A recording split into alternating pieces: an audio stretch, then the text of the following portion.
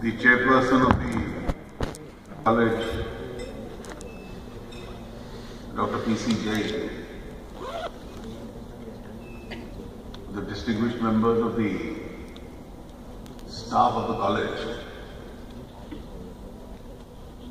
and my friends who are now students of the SRCC. Let me at the very outset express my deep sense of gratitude to all of you, the students, the members of the staff, the principal, and Shri for having invited me for this function, which is more in the nature of a celebratory function.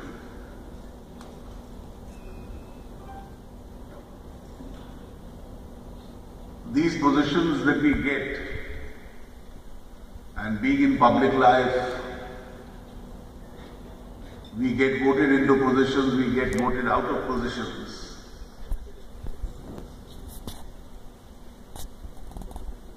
These are once of a lifetime kind of an opportunity where responsibility is given to you to discharge your function and serve the country. It's also a distinction.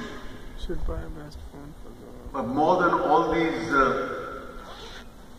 positions and honors is of significance when your own fraternity recognizes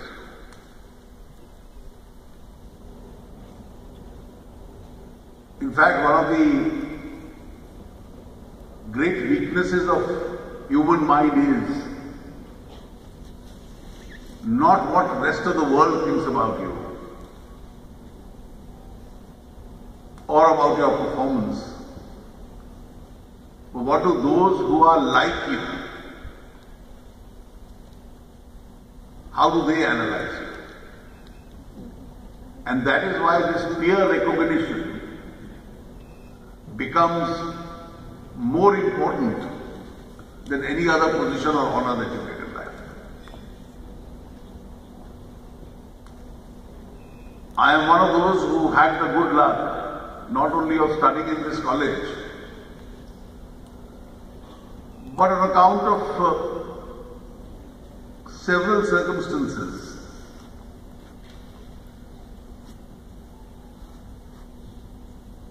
the position of being an alumni of this college has always stuck to me. I have become an integral part of these SRCC branding, and I think that is probably one of the biggest honors that I have received.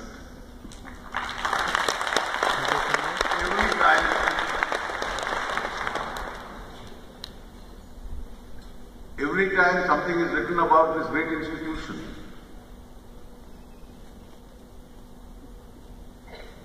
I almost inevitably find some remote reference being made to some alumni and my name features there. And I think that recognition in life matters most and matters more than other transient positions that you may get. I joined this college in 1970. 2 times. Even then it was one of the foremost institutions. Of course, there were 2-3 other colleges which were bracketed as amongst the best in the university. But admission to this college was challenging, but not as difficult as it is now. Which board? Something seems to have changed. Student came in. A very simplistic explanation is that probably the marking system has changed, but I don't think that would be a complete, accurate assessment. It's not clear. I think the real reason is this country has changed, and with every year, the standards of excellence are also improving. There was a time, if you got a first division in school, you were considered a good student. That was an age where the society was able to and prepared to accept mediocrity.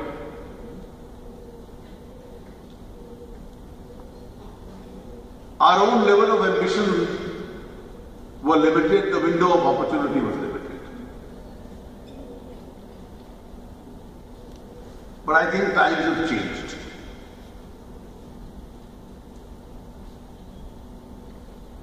With each passing year, almost with each passing day, the standards of excellence have become tougher. This is all over the world. And therefore, mediocrity, which could have been once upon a time a criteria to get into an institution of this kind, is now almost akin to a lot of crowding which takes place at the bottom of any system. But there is always scope for excellence in that crowding. And there is always a space on the top for those who endeavour to achieve that excellence. I have not the least doubt that that is one change which has taken place in the last 4 decades in this institution. Unless you have achieved exemplary standards of excellence, to get the privilege of entering an institution like this may not be available. As to how we decide to avail of that opportunity. My advice to all of you would be that when you exit out of this institution, considering the exemplary excellence that you had when you got admitted into this institution,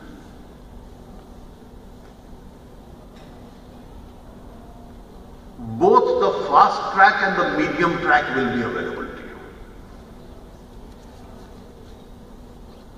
If you are able to enter the fast track at an early stage in life,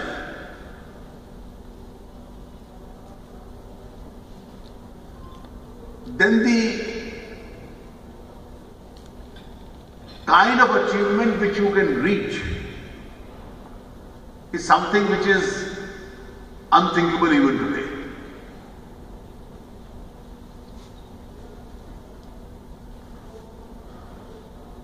The medium track will find you a career,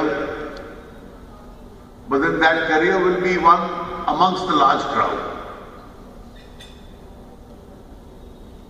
And having been privileged to get into this great institution,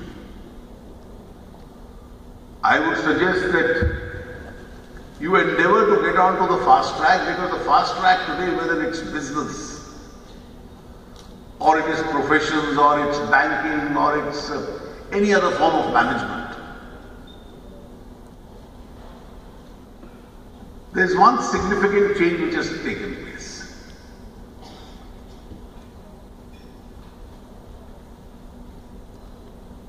I used to earlier say that except in politics, in other areas of life now surnames don't matter. But now it appears even in politics they matter a little less.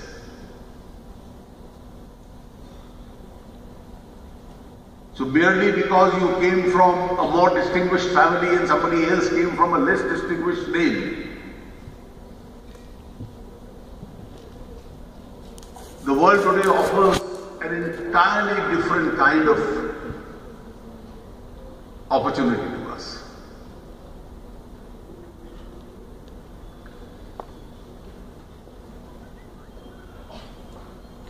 One of my regrets, not not a personal regret, but a regret for the country, is that what we started in 1991, I only wish we had started a decade or two earlier. It's a process in which we have unleashed the energies of a country.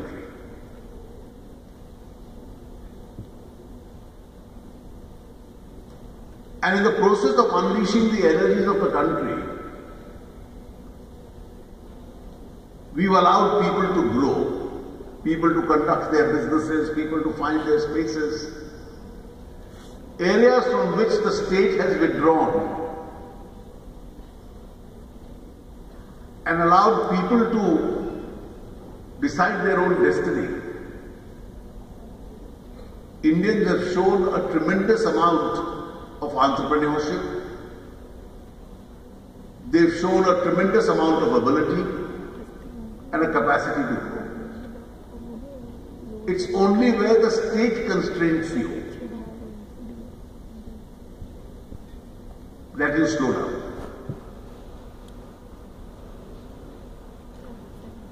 When we were trying to find our own space in the 90s, why is it that IT was an area we grew the most?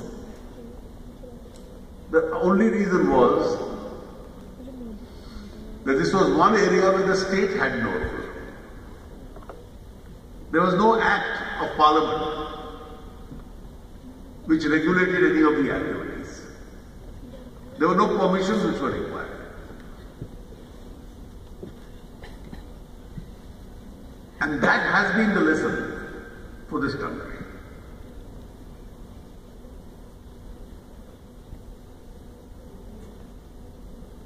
In the last few years, we've slowed down in the country. And I think one of the greatest challenges now is to pick up once again.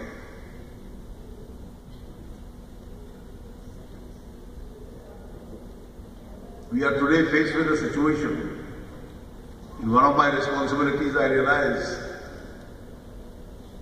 that our country, which had the potential and had been growing at 8% and 9% every year, we've suddenly dipped to a sub-prime 5% growth levels. And the inevitable consequence of that is our job opportunities are less. The economic activity has contracted.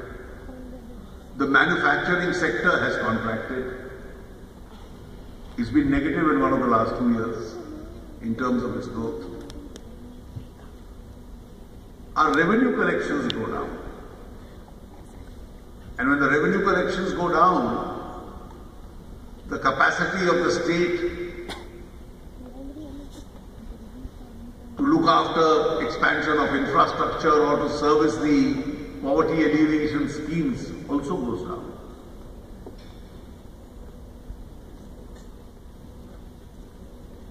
It's from this that we have to really restart. And I think we need to re-emphasize the debate which has gone on in this country in the last 24 years. But do we want an over-regulated society? Do we want a high taxation society?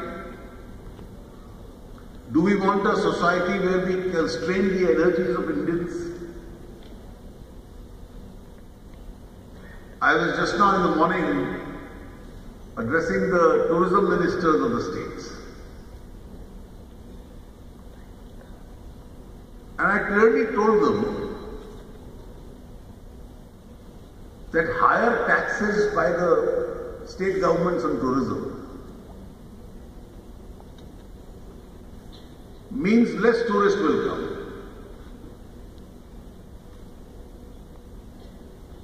A myopic view is that you are taxing the rich tourist.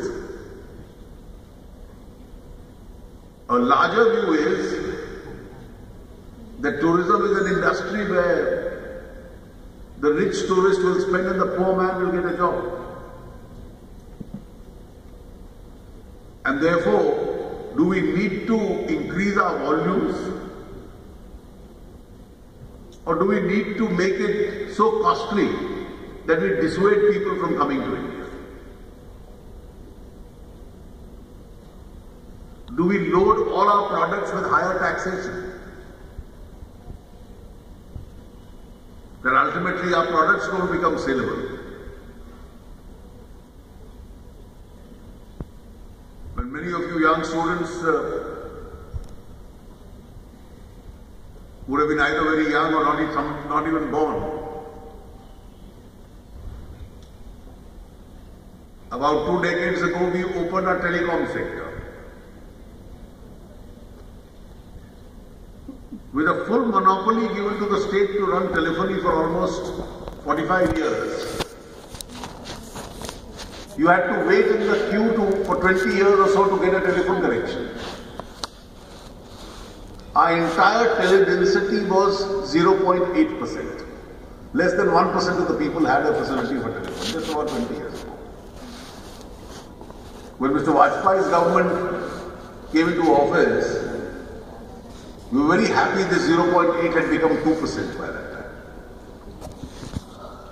And suddenly we took a very important decision. We scrapped the license fee. Because high license fee meant every 1 minute of telephone used to cost 16 rupees. The industry won't pick up. And since there will be no telephones at that rate, there will be no revenue for the government, and probably those who operate telephony won't be able to pay this huge license fee. We converted it into revenue sharing. The ill-informed politics made a vicious criticism. It's a 50,000 crore loss. And within years we found that from 0.8%, in 1.5 decades, India had travelled to 78% tele-density. We had the fastest growing service in the world, the most efficient service in the world, one of the cheapest services in the world.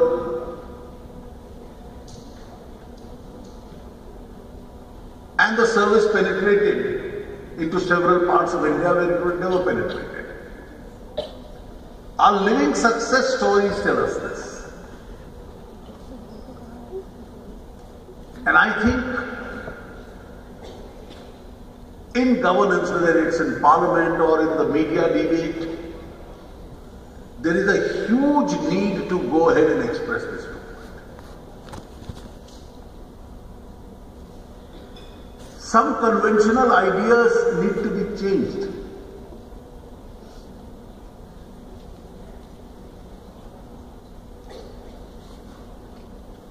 India lives in the middle of a disturbed neighborhood. In 68 years of our independence, we've had several wars, and we've had it on 2 fronts. So our defense preparedness is the best guarantee for peace in the area. Unless we are prepared, there will be no peace in India. We have a disturbed neighborhood. And for 68 years, we have allowed a situation to drift. We are the largest buyer of weapons in the world. Today, a large part of international diplomacy is about business and commerce. 68. I have had umpteen number of visitors in the last 3 months.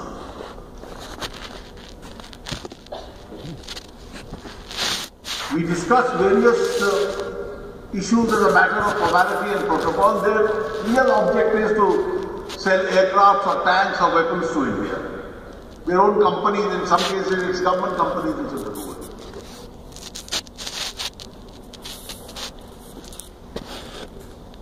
And we had such a huge resistance to domestic manufacturing.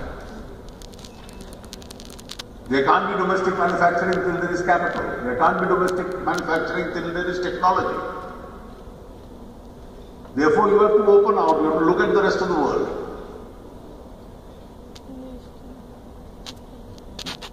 And allow entry, and then build up domestic capabilities. This is something we would have started 30 years ago, which we now intend to start. And I think all this in terms of governance, you need these ideas to come in. The social character of India is changing. Our middle class today is huge. The Indian middle class is of the size of the entire population of the United States. And it's expanding middle class. Below that middle class, you have a lot of people who've struggled, who aspired and now constitute the aspirational class. The next generation in their families are moving up. There is a hunger for education, for hard work. So as the size of this class which controls the conscience of the society, and as more and more aspirational people get up, I think we need a break from that conventional thought which has held us back. And of course, what better place to generate an idea can there be than the best of educational institutions? From amongst my schedule in the last several years, I always take some time off every year when I get invites to address universities abroad. And I see this particularly in parts of Europe, but more substantially in the United States, that educational institutions have become the nucleus of policy formulation. Somebody who a few days ago was in the State Department is now a professor in the top university. Public policy is something which is of daily discussion,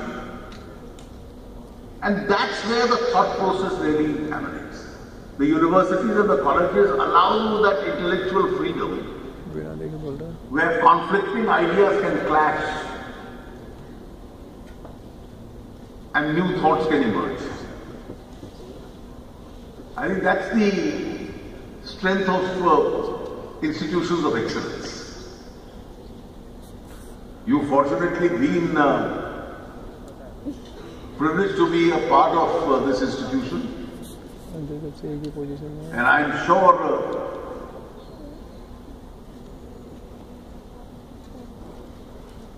there's a lot which the world and the society in this country expects from all of you. Just 2 or 3 thoughts about the college itself.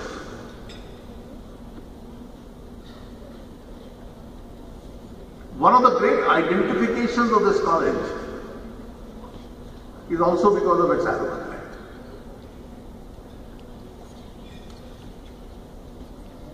Whenever I travel within and outside the country,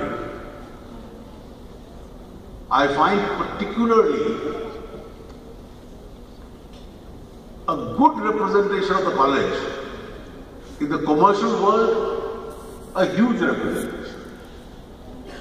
In the banking sector, which I look after, the financial world, I find the SRCC's alumni are dominantly represented. But also in several others, I find our alumni have made a great impact. And they have become personification or identification of the success of this institution. Of course, the college infrastructure is improving, and I do believe that an institution of excellence must have an internal infrastructure which is globally compatible.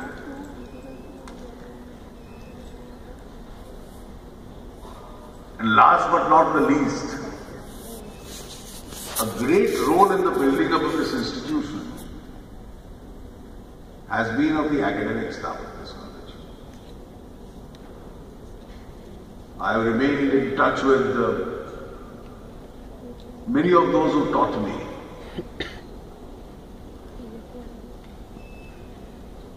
Most of them have retired. I don't know whether a stray professor is still there.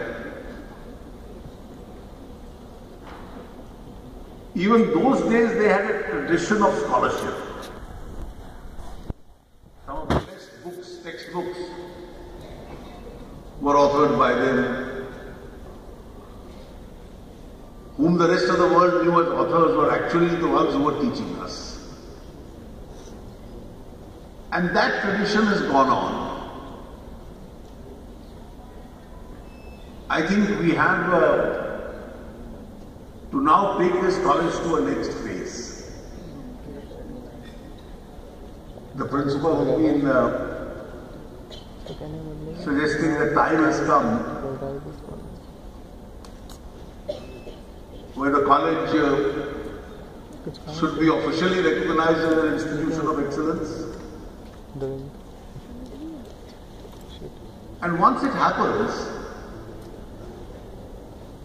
some of our academic staff, they need a lot of time for their own research.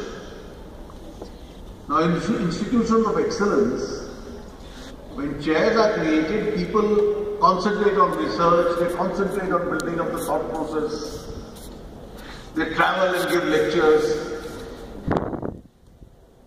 and then they contribute within the institution itself.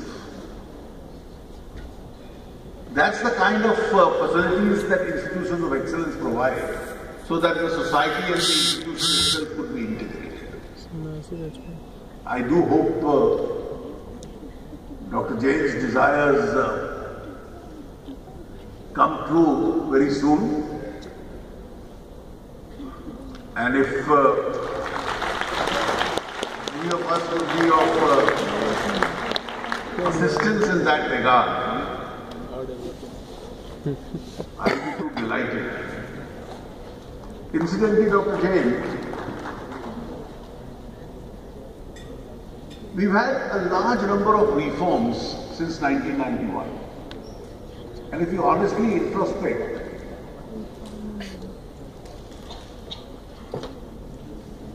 of course education in India has grown in the last 24 years.